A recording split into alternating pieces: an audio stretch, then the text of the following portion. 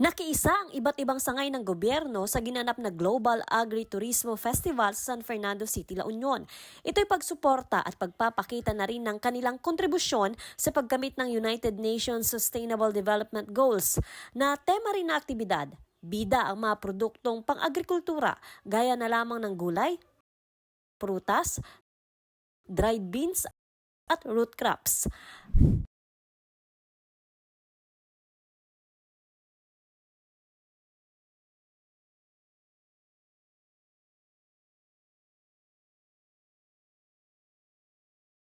Mga inabal products naman mula sa bayan ng Bangar ang tampok sa booth ng Department of Labor and Employment o DOLE.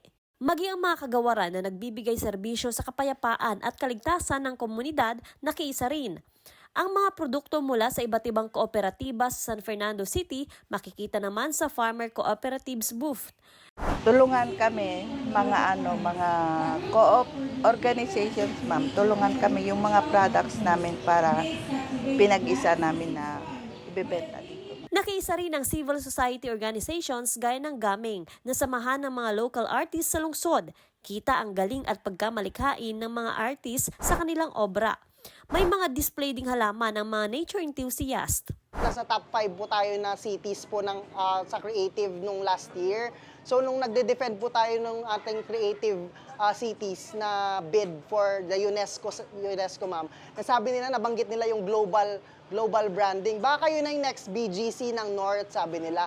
So what if nga i-adapt na natin, i-embrace natin yung nasabi nila na we are becoming a global city here in the city of San Fernando. The People City is becoming a global city dahil marami naman na din pong world-class na awardees dito sa city. Joan Punsoy, Balitang Solid North.